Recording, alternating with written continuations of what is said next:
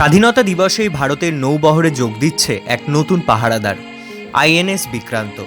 বিক্রান্ত আধুনিক রণতরী, যা কাজে যোগ দেওয়া তো দূরস্থ, পুরোপুরি প্রস্তুত হওয়ার আগেই তার উপর ভরসা করতে শুরু করেছেন দেশের প্রতিরক্ষা বিশেষজ্ঞরা। গত কয়েক বছর ধরে চীনের সঙ্গে ভারতের রাজনৈতিক সম্পর্কের অবনতি হয়েছে। লাদাখে সংঘাতে জড়িয়েছে ভারত এবং চীনের সেনারা।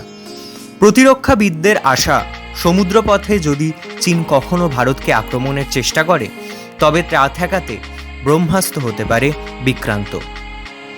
ভারতীয় নৌবাহিনী তুনে এটি সেরা তীর হতে চলেছে বলে মনে করা হচ্ছে।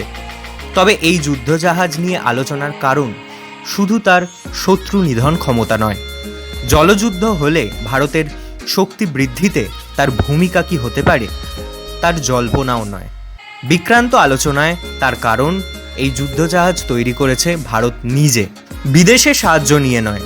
সম্পূর্ণ ভারতীয় প্রযুক্তিবিদদের হাতে তৈরি হয়েছে আইএনএস বিক্রান্ত। এর আগে বিদেশ থেকে কিনে আনা রণতরী শত্রু দেশের তরফে আসা সামুদ্রিক ঝড়ঝাপটা সামলাত। এই প্রথম সমুদ্র দেশে তৈরি কখনো রণতরীর নাম উঠতে চলেছে ভারতীয় নৌবাহিনীতে। বিক্রান্ত এক বিশাল যুদ্ধজাহাজ।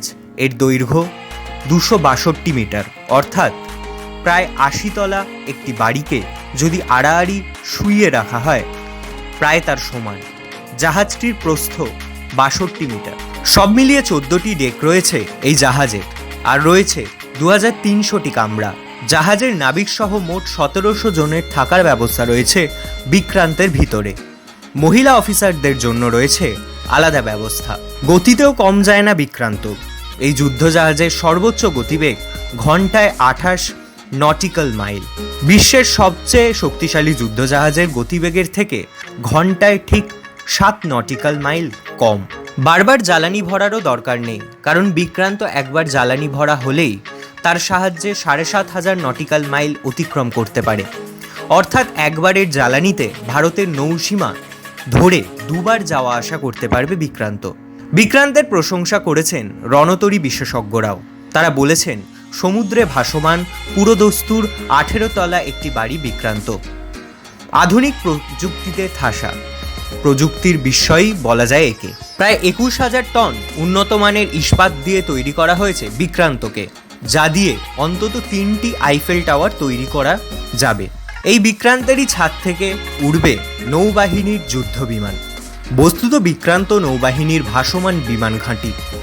এই বিমানপথ এতটাই বড় যে তার মধ্যে অনায়াসে 2টি ফুটবল মাঠের স্থান হয়ে যাবে। রয়েছে বিমান ডেক অফ করার 2টি পূর্ণ দৈর্ঘ্যের রানওয়ে, একটি বিমান অবতরণ পথ। রয়েছে বিমানের গতিরোধ করার 3টি অ্যারেস্টার ওয়্যারও। একসঙ্গে 30টি যুদ্ধবিমান এবং হেলিকপ্টার ওঠানামা করতে পারবে বিক্রান্ত থেকে। সামুদ্রিক নিয়ন্ত্রণ বজায় রাখার ক্ষেত্রে এমন একটি রণতরী দেশের শক্তি বৃদ্ধি করবে বলেই মনে করা হচ্ছে। বিক্রান্ত ভারতীয় নৌবাহিনীতে যোগ দিলে ভারতের নৌশক্তি বৃদ্ধি তো পাবেই, পাশাপাশি ভারতের হাতেও থাকতে চলেছে 2টি ভাসমান বিমান ঘাঁটি। প্রথমটি আইএনএস বিক্রমাদিত্য এবং দ্বিতীয়টি আইএনএস বিক্রান্ত। ভারত মহাসাগর ক্রমশই উপস্থিতি বাড়াচ্ছে চীন। এই মুহূর্তে চীনের হাতে রয়েছে 2টি ভাসমান বিমান ঘাঁটি। তবে গোয়েন্দা সূত্রে খবর, চীন আর কিছুদিনের মধ্যেই ভারত মহাসাগরে আরও একটি ভাসমান বিমান ঘাঁটি রাখতে চলেছে। বিক্রান্তের উপর ভারতীয় প্রতিরক্ষা বাহিনীর ভরসার আরও একটি কারণ এর নাম। ভারতের প্রথম এয়ারক্রাফট ক্যারিয়ার বা ভাসমান বিমান ঘাঁটির নামও ছিল আইএনএস বিক্রান্ত। ব্রিটেনের কাছ থেকে পুরনো বিক্রান্তকে কিনেছিল ভারত। 1971 সালে পাকিস্তানের সঙ্গে যুদ্ধে গুরুত্বপূর্ণ ভূমিকা নিয়েছিল সেই বিক্রান্ত। ভারতীয় নৌবাহিনীর ইতিহাসে সেই পুরনো বিক্রান্তের অনেক জায়গা রয়েছে। নৌবহরের ঐতিহ্য হলো এখানে কোনো জাহাজের মৃত্যু হয় না। পুরনো বিক্রান্ত থেকে নতুন বিক্রান্ত বানানোর কাজ শুরু হয় 2006 সালে।